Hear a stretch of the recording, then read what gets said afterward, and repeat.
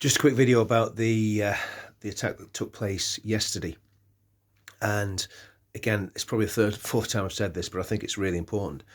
The reality is we don't know what happened yesterday in terms of the motivation of why this sick scumbag did what he did. And the motivation's really, really important when we're speculating about it and talking about it. And there's basically three options, okay? The first option is the kid is a radicalized terrorist driven by either Islamist ideology or political ideology that makes him think it's actually okay to go and do that. And obviously the only ideology probably on the planet that's going to motivate him to do that, if it is a terrorist attack, is Islamism, right? But again, at the minute, nobody knows because we've been gaslit by the state. They're not telling us anything about possible motivation. What we know is that the counter-terror command were called, but they would be called if it's what's called a marauding attack. In other words, somebody goes into an enclosed area or even an open area and attacks as many people as they can in a short space of time. The fact that he fled the scene and that he didn't martyr himself whenever the police turned up, well, what does that say? Does it mean that it was a marauding attack or wasn't a marauding attack? It was certainly a marauding attack, but was it inspired by Islamist terrorist ideology? And the reality is we don't know because nobody's telling us. So all we can do at the minute is speculate, and things bouncing backwards and forwards on social media don't make it a fact. And that's where the government and the police need to start stepping up to mark. I don't care if this guy's 17. He's not a boy. At 17, I joined the army. You're a man at 17. You're not a fully developed man, but you're a young man. You're not a boy anymore. You're a boy when you're 9 years old. So that's a load of bull. So that's the first option. The second option is that he is, obviously we know we think we know, we believe he's from Rwandan heritage. Now remember what happened in Rwanda in the 1990s. There was a massacre between the Houthi, I think it was. No, it wasn't Houthi. They're in Yemen, aren't they? There was two groups anyway. One was called Tutsi. I can't remember what the other ones were called, right? And they went at each other in Rwanda. It was called the Rwandan genocide, and they chopped each other to bits. I mean, literally slaughtered each other with machetes till I think 1 million people were killed. So if he's from Rwandan stock, and again, this isn't a racist comment, but let's get it right. The Rwandans have got a history of doing something pretty horrendous. And it seemed like mass insanity because it seemed to come out of nowhere. And literally within a few weeks, there was 1 million people dead. Like I say, it was called the Rwandan genocide. And it was black on black violence. It wasn't, didn't seem to be religiously motivated. It was literally tribal between two different tribes. So is that a factor that maybe I don't know. This is the problem. We just don't know.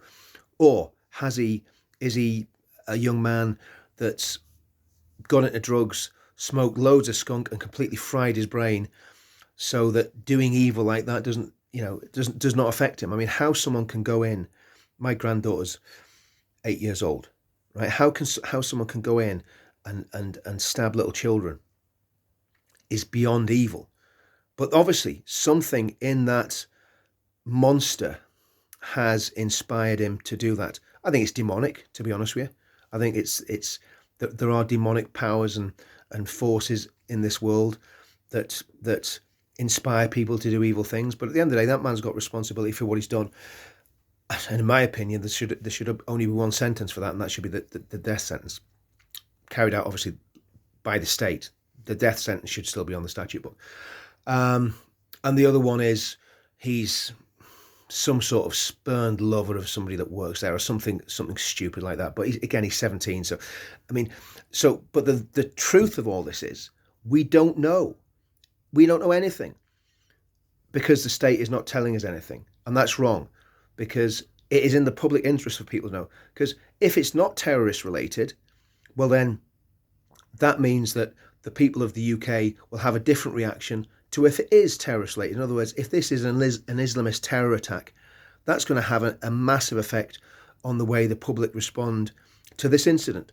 If it is some crazed psycho that has done it because he smoked too much weed and maybe there's something in his heritage that gives him propensity to hitting people with machetes, then the response will be different again.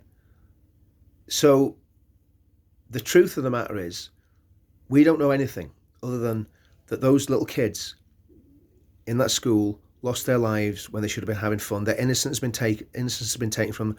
The ones that have survived will be traumatized by this for the rest of their lives. And the government has a duty to reassure the British people about what this was or what this wasn't.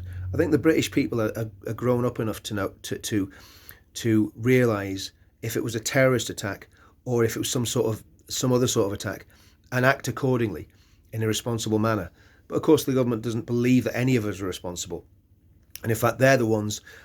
If it is a terrorist attack, they're the ones that have facilitated this by their crazy immigration policies. And even if it's not a terrorist attack, if this guy's from a very violent culture and he's again got involved in taking narcotics or drugs or whatever you call them, taking skunk, which is very, very bad for your brain, can make you schizophrenic. If he smoked skunk from a young age, he's from a violent background, maybe his parents are violent, we don't know anything about them. But again, that if that culture of that country has been imported, well, that's down to the government as well. And it's the irony shouldn't be missed on us. That the very place that we were going to send illegal migrants is the place where this family have actually come from originally. There's a certain amount of sick and twisted irony in that. But look, I think we've got to be very, very honest. We don't know anything until we know the motivation. Even the man's name would be helpful. Even his religious background would be helpful. But of course, the state are giving us nothing, which is more annoying and disgusting. Again, the gaslighting of us, the British people, by the British state is at an absolutely chronic level. And there's all sorts of rumours about this guy. There's all sorts of rumours. People saying he's on a terror watch list. People saying he's on a mental health watch list. People are saying he's a migrant. People are saying he's not a migrant. The government needs to come out and be straight with the British people. And the fact that they're not is causing massive, massive problems. And that's a very, very serious problem. When we don't trust the mainstream media and we don't trust the government, then we can go to all sorts of other sources to get our information. And again, quite often those sources are wrong as well. So that's my take on where we're at with this. The tragedy for those families is unimaginable. And it is absolutely not helped by the government gaslighting us. And also it's not helped by us jumping to conclusions that aren't necessarily true.